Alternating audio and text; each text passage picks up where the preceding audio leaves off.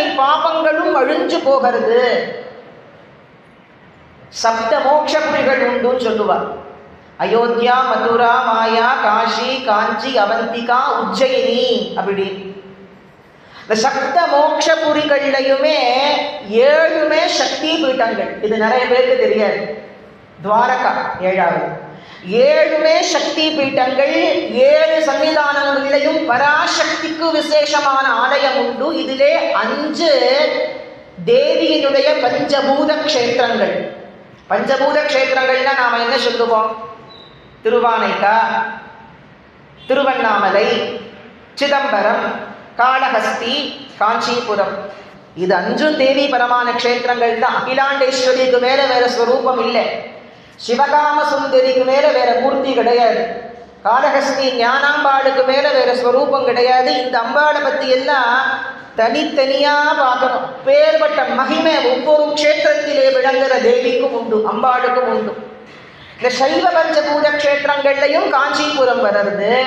சாக்த பஞ்சபூத க்ஷேத்திரங்கள்லையும் காஞ்சிபுரம் வருது.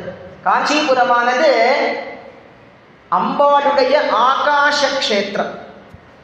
பிலாகாசம். ஐப்பசி மாசம் பூர நட்சத்திரத்தன்னைக்கு ஒவ்வொரு வருஷமும் அம்பாளுக்கு அந்த பிலத்திலே அம்பாளுக்கும் பிலத்துக்கும் பாலபிஷேகம் பண்ணுவார். ஆச்சரியம் என்னன்னா 500 1000 குடங்கள் வருஷா வருஷம் அந்த பிலத்திலே அபிஷேகம் பண்ற அம்பாளுக்கு பொங்கி வழிஞ்சதே கிடையாது. இது வரையும் எத்தனையோ காலமா பண்ணிட்டு இருக்கா. காமாட்சி அம்பாள் சந்நிதியில நம்ம அந்த பிலத்தை பார்க்க முடியாது. பிலம்னா குகை அப்படின்னு அர்த்தம். ஒரு குகையினுடைய துவாரமானது காமாட்சி அம்பாள் கர்ப்ப கிரகத்தில ரகசியமா விளங்குறது. அங்க பூஜை பண்றவா மாத்திரம்தான் பார்க்க முடியும். மற்றவாடால வெளியில இருந்து அது கண்ணுக்கு தெரியாது. உள்ள யாரு பூஜை பண்றாலும் அவன் மட்டும்தான் அதை பார்க்க முடியும். அந்த பிலமானது குகை. சமஸ்கிருதத்திலே பிலம் அப்படின்னா குகை அப்படின்னு அர்த்தம். குகையினுடைய துவாரம் அங்க விளங்குறது. அதனுடைய எண்டு கைலாசம் வரைக்கும் போறதுன்னு காமாட்சி விலாசம் சொல்லுறது. இந்த சத்தியம்னு நிரூபிக்கிற மாதிரி இன்னி பரியந்தம் 1000 குடம் பால் அபிஷேகம் பண்ணினாலும் அந்த பிலத்தில் அது போறதே தவிர பொங்கி வழிஞ்சதோ வெளியில வந்ததோ கிடையாது. அதனுடைய பாதை எங்க போறதுங்கிறத யாராலையும் கண்டுபிடிக்க முடியல. அப்படிப்பட்ட ஒரு ரகசியமான ஒரு மகாபீட்டமாக 51 சக்தி பீட்டங்கள்ல மகாபீட்டமா தேவியினுடைய நாபி விழுந்த பீட்டமாக காமகோட்டி மகாபீட்டமாக ஸ்ரீசக்கர ஸ்வரூபமாக அங்க அந்த பிலமானது விளங்குறது. எத்தனை யுகங்களுக்கு முன்னாடி அந்த பிலம் உற்பத்தி ஆச்சு. தேவியினுடைய விக்கிரகமோ ஸ்ரீசக்கரங்கள்லாம் பின்னாடி வந்ததுதான். ஆனா அந்த க்ஷேத்திரத்தில் ஆதியா இருக்கிறது எதுன்னா அந்த குகையினுடைய துவாரம் தான். அதுதான் அம்பாள் மூலமான காமாட்சி. யாருன்னா அந்த பிலன் தான். ஏன்னா அம்பாள் வெளிப்பட மாட்டா, ரகசியமா தான் இருக்கும். அவளை தேடி கண்டுபிடிக்கணும். எல்லோருக்கும் தேவி பேர்ல பக்தி வந்துடுறதா? எல்லோரும் தேவியினுடைய பாதாள விந்தத்தை பிடிக்க முடியுமா? முடியாது.